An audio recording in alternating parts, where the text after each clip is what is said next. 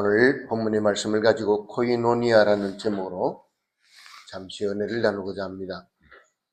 이 코이노니아는 헬라어로 조화와 선을 의미합니다. 줄을 긋는 선이 아니라 선한 것을 의미한다 그 말입니다. 이런 조화와 선이 다스리는 이상적인 사회를 지칭할 때 사용한 단어가 코이노니아였습니다. 개인이나 단체나 국가 간에 서로 교통하고 친밀한 연합을 이루고 서로 간에 좋은 것을 공유하고 나누고 참여하는 것을 코이노니아라고 합니다. 우리가 대표적인 것으로 뉴스를 보면 많이 나타나죠. G7, 세계에 가장 잘 살고 강대한 국가들이 모인 모임, 또 G12, 20개 국가, 대한민국도 여기에 들어있죠. 이런 선진국 정상회의도 일종의 코이노니아입니다. 올림픽도 코이노니아입니다. 각 지역의 모임도, 또 중동에는 석유가 나는 나라들의 정상급들이 모여서 회의를 하고, 이런 것도 다 코이노니아입니다. 개인으로부터 시작해서 국가 단위에 이르기까지 서로가 상부상조하는 것을 가리켜서 코이노니아라고 그렇게 말합니다. 그런데 이 코이노니아는 오래전부터 교회 안에 있었습니다. 성도들이 서로 사귀고 자기가 가지고 있는 물질을 다른 사람들하고 공유하는, 그래서 교회 안에 성도의 교제도 코이노니아라고 그렇게 불렀습니다.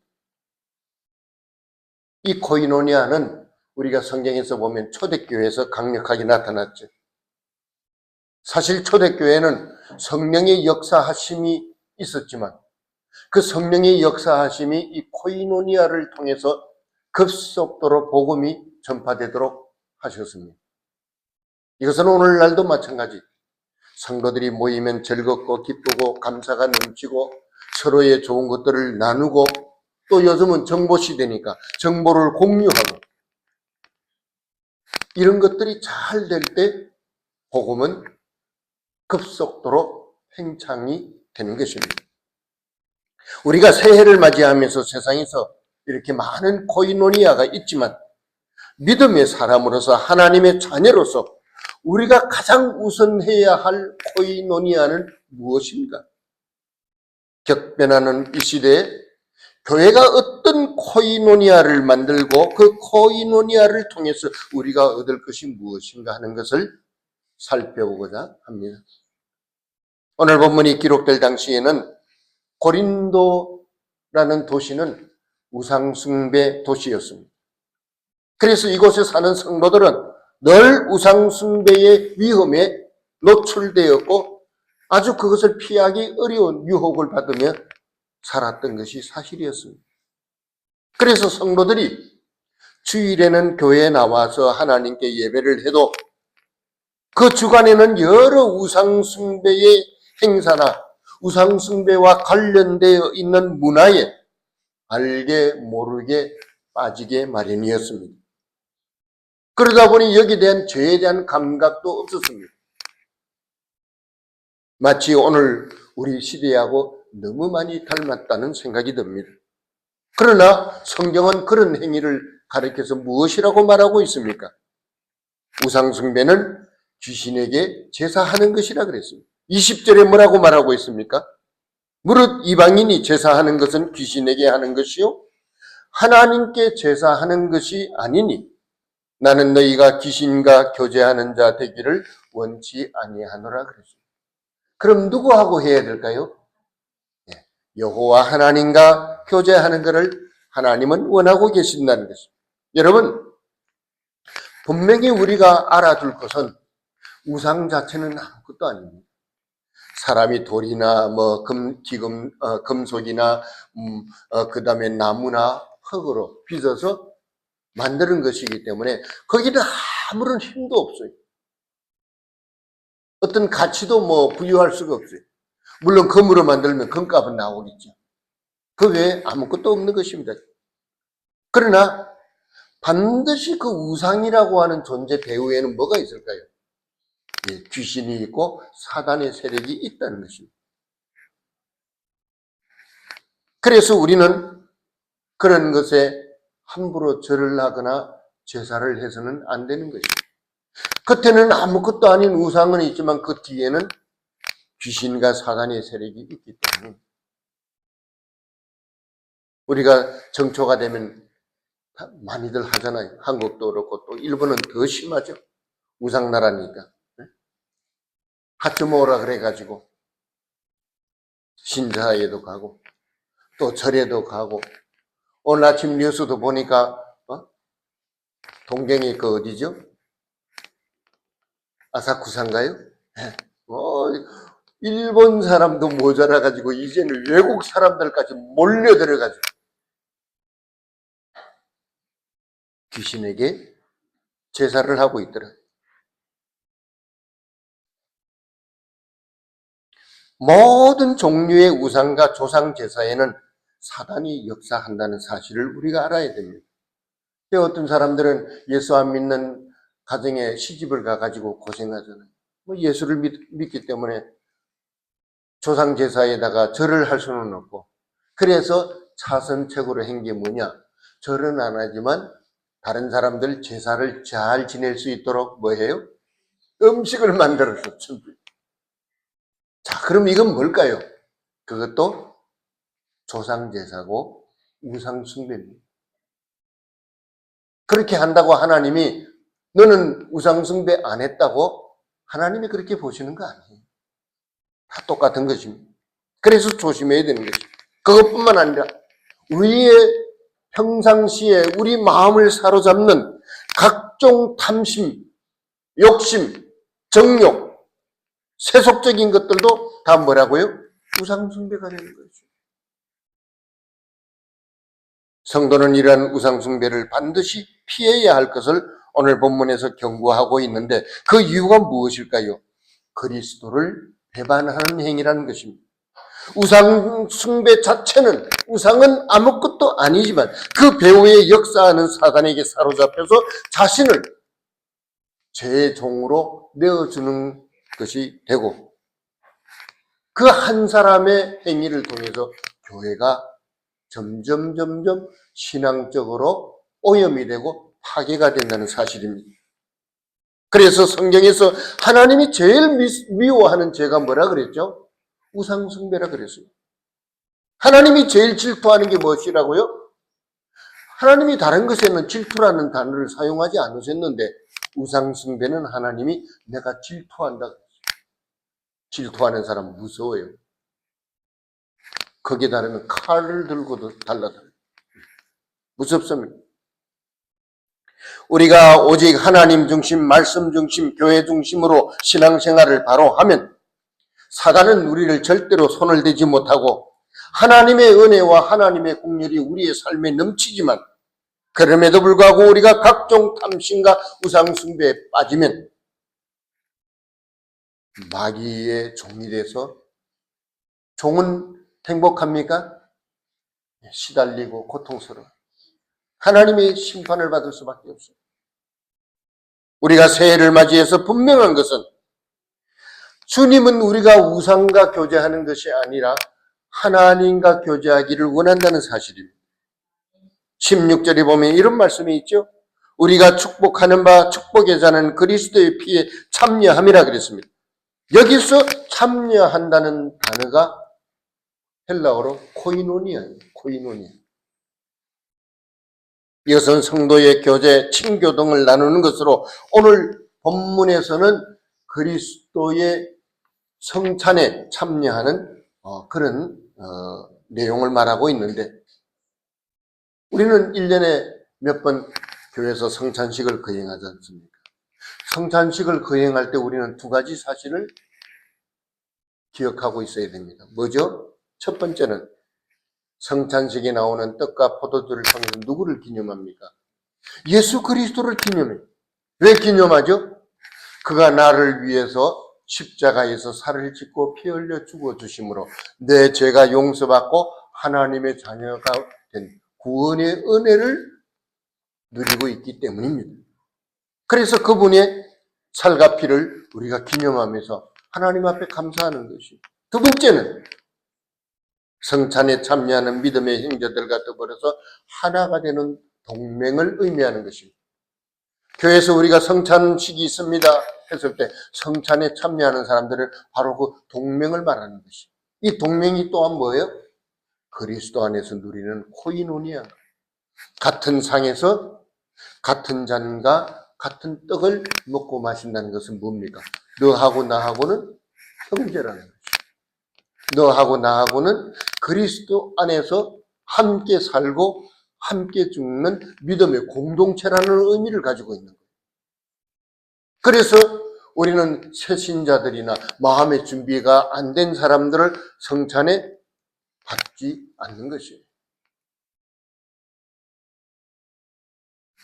우리가 그리스도 안에서 서로가 서로를 사랑함으로 믿음이 아름답고 거룩한 공동체를 이루어가면서 예수 그리스도를 닮아가는, 그것이 곧 우리가 예수 그리스도의 살과 몸, 피를 의미하는 성찬이 되는 것입니다. 고린도전서 1장 9절에 보면 이런 말씀이 있습니다. 너희를 불러 그의 아들 예수 그리스도 우리 주로 더불어 교제하게 하시는 하나님이라. 누구하고 교제한다고요? 그리스도와 더불어서 교제한다 그랬어요. 사도행전 2장 46절 이하에도 이런 말씀이 있습니다. 날마다 마음을 같이하여 성전에 모이기를 힘쓰고 집에서 떡을 떼며 기쁨과 순전한 마음으로 음식을 먹고 하나님을 찬미하며 또 온 백성의 칭송을 받으니 주께서 구원받는 사람을 날마다 더하게 하시니라. 같은 믿음 안에 있는 성도들 사이에 교제, 코이노니아를 의미하는 거예요.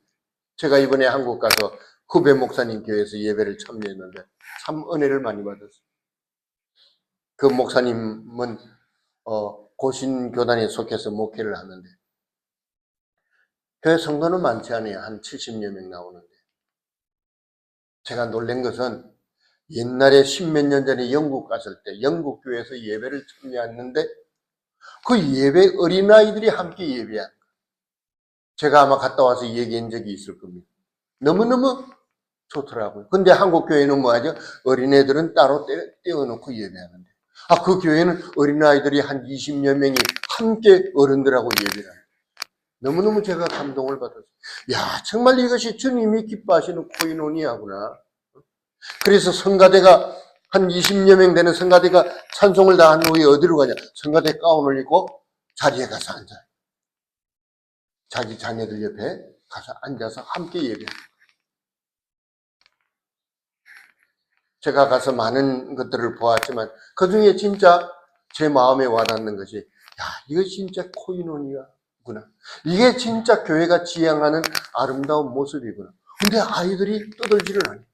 뭐 훈련이 잘 돼가지고 정말 너무너무 감동도 되고 부러웠습니다. 언젠가는 우리 교회도 그렇게 되기를 간절히 소원합니다. 그리고 우리의 일상생활에도 코이노니아는 있습니다. 여러분들이 주일날 이제 예배를 끝내고 집으로 돌아가면 일주일 동안 세상에서 살잖아요. 가정에서든지 직장에서든지 심지어 학교에서든지 하나님의 말씀을 읽고 묵상하면서 주님을 사모하는 그게 코이노니아예요. 그리고 그곳에 친구들이 있으면 몇몇 친구들이 함께 모여 10분이라도 함께 모여서 성경 읽고 묵상하고 기도하는 얼마나 아름다운 코이노니아인지 몰라요. 일본에도 있겠지만 한국에는 많은 기업들 속에 보면 그렇게 직장 안에서 함께 신앙생활하는 사람들이 많이 있는데 그게 뭘까요? 오늘 본문에서 말하는 코이노니아. 하나님은 그런 코이노니아를 영원토록 축복하시는 줄 믿습니다. 일상생활의 코이노니아가 그래서 중요한 것입니다. 여러분, 우리가 이 세상에 살면서, 죄 많은 세상에 살면서 우리의 정체성이 과연 무엇이냐 하는 것입니다. 우리의 정체성은 한마디로 말하자면 영적인 싸움입니다. 저와 여러분들은 총칼을 들지 않았기 때문에 이게 싸움인지 뭔지 잘 몰라요. 그러다 보니까 마귀에게 우리가 쏘가 넘어가는 일이 너무 많은데, 이거는 우리의 믿음의 생활 자체가, 또 이 코이노니아라고 하는 이 사실 자체가 뭐냐면 영적인 전쟁인 거예요. 마귀하고 싸우고, 마귀의 손안에 떨어진 이 세상과 더불어 싸우고. 그런데 우리는 이 싸움을 도중에서 포기해서는 절대로 안 됩니다. 이유가 뭔 줄 아십니까? 끝까지 싸워서 이겨야만 할 당위성이, 절대적인 가치가 우리에게 있기 때문입니다. 첫째는 우리는 이 싸움을 통해서 뭘 얻을까요? 하나님께 영광을 돌리는 것입니다. 내가 우상 숭배의 유혹에 빠지고 내가 세상의 정욕에 빠지려고 하는 것을 내 믿음으로 싸워서 이길 때 누가 가장 기뻐하죠? 하나님이 기뻐하십니다. 내 안에 있는 죄의 세력을 뽑아내고 내 삶을 하나님이 기뻐하시는 모습으로 변화시킬 때 누가 기뻐해요? 하나님이 제일 기뻐하십니다. 우리는 이런 영적인 싸움을 통해서 하나님 앞에 영광을 돌리는 것이고, 두 번째 이유는 이 싸움의 승리를 통해서 뭘 지킬까요? 우리의 믿음을 지키는 것입니다. 여러분, 믿음은 하나님의 선물이라도 그냥 놔두면 그 믿음 다 없어져요. 여러분 수중에 돈이 있죠? 네? 어떤 사람 돈 많다고 그래서 일도 안 해. 날마다 놀고 먹어. 그러면 어떻게 됩니까? 돈이 순식간에 빠져요. 거지가 돼버려요. 그래서 사람들은 돈이 있으면 있는 대로도 열심히 일하고 벌고 저축하고 선한 일에 쓰고, 가지고만 있으면 다 없어져요. 하나님의 선물인 이 믿음을 그냥 가지고만 있으면 어떻게 될까요?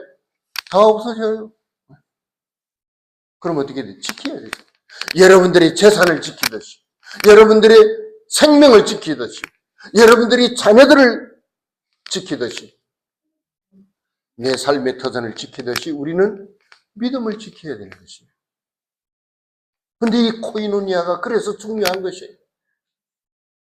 저는 외국에 가서 많은 것들을 또 보고, 또 다른 교회들 가서 예배하면서 그런 교회들을 보고, 이 교회는 이렇게 하는 거구나. 이 교회는 참 이렇게 멋진 내용이 있구나. 우리도 한번 해보자. 배우는 거예요. 날마다 자기 것만 이렇게 보고 있으면 나중에 어떻게 되는 줄 알아요? 이단이 됩니다. 이단.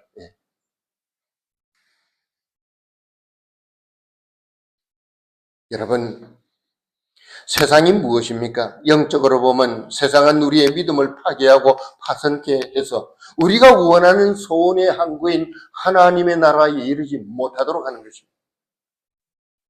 그래서 하루를 살면서도 끊임없이 우리에게 뭐가 다가옵니까?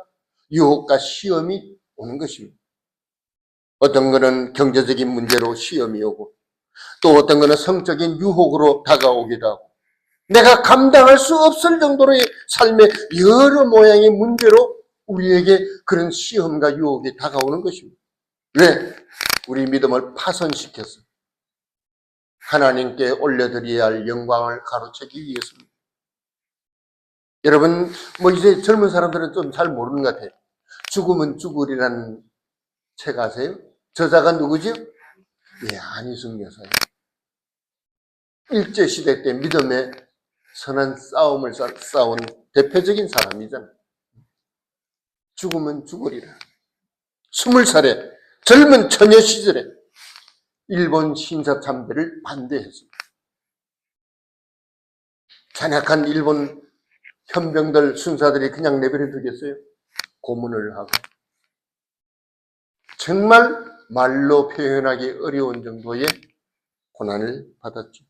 그런데도 그녀는 끝까지 자신의 믿음을 지켰습니다. 그래서 그녀의 죽으면 죽으리라는 그 신앙을 노래로 만들었어요. 내일 일은 난 몰라요. 하루하루 살아요. 불행이나 여행함도 내 뜻대로 못해요.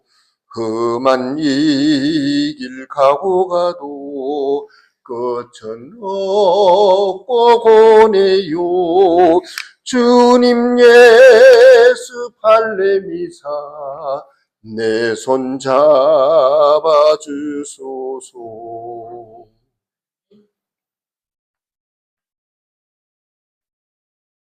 일본 순사가 말합니다. 한 번만 부인해라. 아무도 모르고 당신하고 나하고 두 사람밖에 없으니까 여기다가 한 번만 절해라. 그때 20살 먹은 이 안희숙이가 뭐라 그런 줄 압니까? 나는 이미 주님께 절을 했기 때문에 여기다가 절할 것은 남아있지 않습니다. 나는 한 번 주님을 사랑한다고 고백했기 때문에 다른 것을 사랑한다는 말이 남아있지 않습니다. 나는 주님께 신앙의 정조를 드렸기에 일본 신사에 바칠 정조는 없습니다. 여러분, 이 사람들은 이 세상에서 그런 고난을 통해서 무엇을 이루었을까요? 주님과의 코이노니아를 이루고 주님과의 사랑, 자기 생명을 그 코이노니아에 걸어버렸어요. 자기의 모든 삶을 거기다가 바쳤던 것입니다. 주님은 우리를 믿음 안에 불러주시고 하나님의 자녀가 되도록 하기 위해서 우리 대신에 저 십자가에서 당신의 살을 찢고 피를 흘려 죽어주신 그 사랑이 우리 안에 있는 것입니다. 그는 내게 생명까지 주셨는데 왜 우리는 주님에게 아무것도 드릴 것이 없습니까?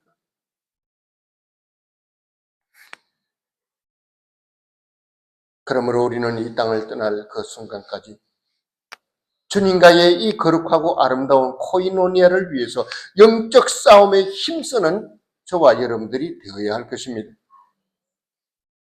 제가 이래저래 다니보면요, 다 사람 몸에 냄새가 나잖아요. 노인한테는 노인의 냄새가 나죠. 그렇죠? 젊은 사람들에게는 또 젊음의 싱싱한 냄새가 나고, 일본 사람에게는 일본 사람만의 독특한 냄새, 중국 사람, 한국 사람, 서양 사람 다 냄새가 달라요. 담배 피는 사람 어떻게 알아요? 가까이 가면 니코틴 냄새가 난다. 술 마시는 사람은 술에 찌든 냄새가 나고, 병자에게 가까이 가면 병자의 냄새가 나잖아요. 사람의 몸에는 다 자기 냄새가 있어요. 그리고 가난한 사람에게는 무슨 냄새가 날까요? 가난의 냄새가 납니다. 부자한테 가면 부자의 냄새가 나죠. 그렇죠? 그런데 여러분, 병든 남편을 위해서 극지극정성으로 간호하는 부인이 있습니다. 왜 그러죠? 남편에게 무슨 냄새가 나요? 사랑의 냄새가 나니까. 그렇죠? 걷지도 못하고 사람 구실도 못하지만 그 남편에게는 병자 냄새 이전에 사랑의 냄새가 나니까 그걸 할 수가 있는 거예요. 그래서 다 참을 수 있는 거예요. 남편의 몸에서 나는 다른 냄새가 다 참아진다 그 말이에요. 근데 못 참는 냄새가 있어요. 뭘까요? 내 남편에게서 다른 여자의 냄새가 나면 그거 참을 여자가 있을까요? 좀 참아주면 안 됩니까? 안 돼요.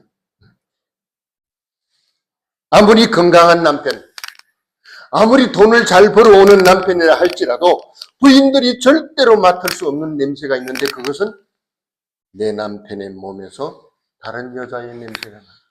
그래서 이혼하는 거예요. 네?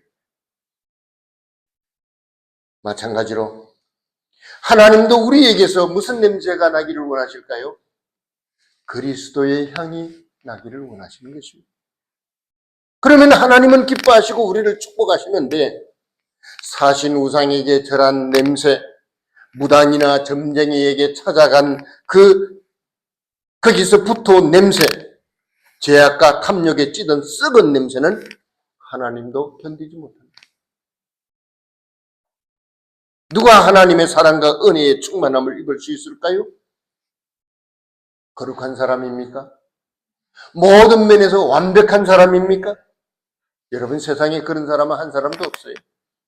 비록 부족하고 연약한 것이 많아도 예수 그리스도 안에서 믿음으로 영적인 싸움에서 승리를 한 사람, 그 승리를 통해서 하나님 앞에 믿음의 향기를 올려드리는 사람을 하나님이 제일 기뻐하시는 줄 믿기를 바랍니다. 이제 우리는 새해를 맞이해서 결단을 해야 됩니다.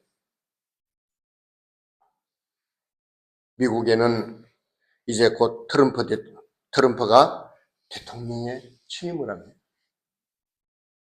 제가 몇 주 전에 일본 경제신문을 읽어보니까 그 전문가가 전 세계 사람들이 지금 긴장을 하고 있다.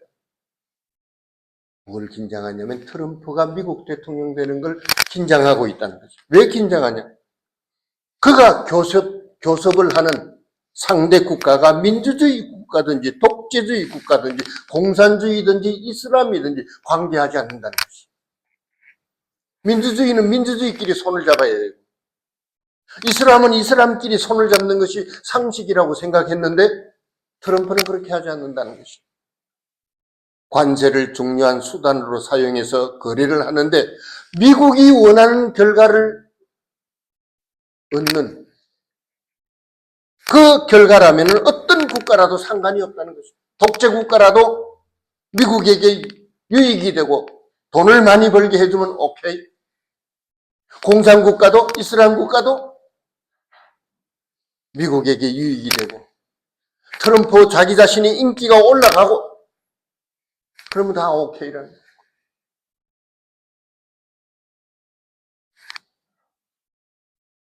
전 세계는 지금 예측을 하기 어려운 상황에 빠져 있잖아요. 각지의 전쟁이 점점 많아지고 그렇기 때문에 미국 대통령의 결정 하나하나가 너무너무 중요한 시기라는 거예요. 그래서 트럼프가 결정을 한번 잘못 내리면 이 전 세계가 어떻게 될지 아무도 모른다는 것이 전문가의 예측이었습니다. 이런 위기 상황에서 우리는 어떻게 살아야 하고 예측 불가능한 미래를 어떻게 준비해야 하느냐 하는 것입니다. 저는 여기에 대한 분명한 대답을 오래전에 가지고 있습니다. 우리가 살 길은 하나님 중심, 말씀 중심, 교회 중심밖에 없다는 것입니다. 그래서 주님과의 복된 관계를 방해하고 깨뜨리는 그런 잘못된 코이노니아가 있으면 내가 먼저 그걸 깨뜨리고 나와야 됩니다. 이곳에는 내가 있을 곳이야. 이 코이노니아는 나하고 더 이상 관계를 맺어서는 안 돼. 오늘 본문 21절 말씀이 뭐라고 말하고 있습니까? 너희가 주의 잔과 귀신의 잔을 겸하여 마시지 못한다 그랬는데 오늘 얼마나 많은 크리스찬들이 교회에서는 주님의 잔을 마시고 세상에 나가면 귀신의 잔을 마시고 육체 정욕의 잔을 마시면서 하나님이 기뻐하지 못하는 마치 남편에게서 다른 여자의 냄새가 나는 그런 냄새를 풍기면서 사는 크리스찬들이 오늘 얼마나 많이 있습니다. 분명히 21절에서 말했습니다. 그런 사람은 결코 내 상을 받지 못한다. 오늘부터 세상과 잡은 손은 내려놓으시고 주님과 손을 잡으시기 바랍니다. 우리 인생의 목자 되신 주님의 인도를 받으면 그의 말씀에 순종하며 사는 것은 우리 인생의 제1순위로 올려놓으시기 바랍니다. 바로 그 주님의 손길이 날마다 우리에게 은혜의 푸른 초장과 맑은 물로 이끌어 주시고 가장 아름답고 고귀한 코이노니아인 이 교회를 풍성하게 축복해 주실 줄 믿습니다. 지금 우리가 모여서 1월 1일부터 이렇게 예배하는 이게 뭐죠? 주님이 기뻐하시는 코이노니아인 것입니다. 기도하겠습니다.